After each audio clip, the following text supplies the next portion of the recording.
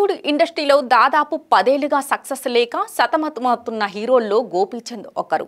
అప్పుడెప్పుడో 2014లో లౌక్యం అనే సినిమాతో కమర్షియల్ సక్సెస్ అందుకున్న గోపీచంద్ ఆ తరువాత మరో 10 సినిమాలు చేశాడు. అయితే అందులో ఏదీ కూడా బాక్స్ ఆఫీస్ వద్ద సరైన రేంజ్లో అయితే సక్సెస్ కాలేదు.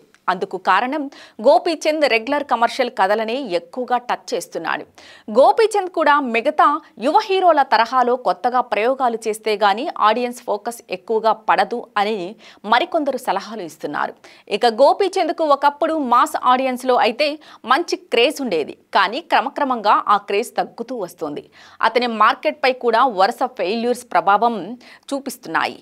ఇక ప్రస్తుతం అయితే ఈ యువ హీరో విశ్వాసం అనే సినిమా చేస్తున్నాడు. సీనియర్ డైరెక్టర్ శ్రీను వైట్ల ఈ సినిమాకు దర్శకత్వం వహిస్తున్నాడు. గోపీచంద్కు మాత్రమే కాకుండా శ్రీను వైట్లకు కూడా ఈ సినిమా హిట్ అవ్వడం చాలా ముఖ్యం. ఆయన కూడా గత కొంతకాలంగా సక్సెస్ లేక సతమతమవుతున్న విషయం తెలిసిందే. ఇక గోపీచంద్కు ఇప్పుడు మరోసారి ప్రభాస్ సపోర్ట్తో కొత్త ప్రాజెక్ట్ లభించినట్లుగా తెలుస్తోంది.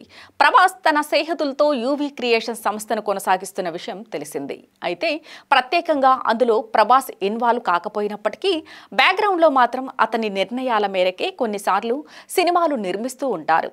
ఇక గతంలో ప్రభాస్ సలహా మేరకే గోపీచంద్తో జిల్ సినిమాను నిర్మించారు. అయితే ఆ సినిమా కూడా అంచనాలను అందుకోలేకపోయింది. ఆ తరువాత మళ్ళీ యూవీ క్రియేషన్స్లోనే గోపీచంద్ పక్కా కమర్షియల్ అనే సినిమా చేశాడు.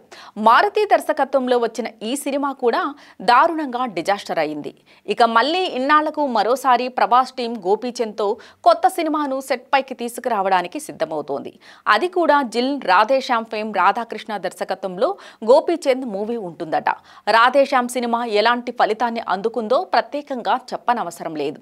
అయితే ఆ సినిమా అంతగా ఆడకపోయినప్పటికీ కూడా ప్రభాస్ మాత్రం అతని వర్క్ను మెచ్చుకున్నాడు. కాబట్టి మరోసారి అతనికి అవకాశం ఇవ్వడానికి ప్రభాస్ కూడా సపోర్ట్ చేస్తున్నట్లుగా తెలుస్తోంది.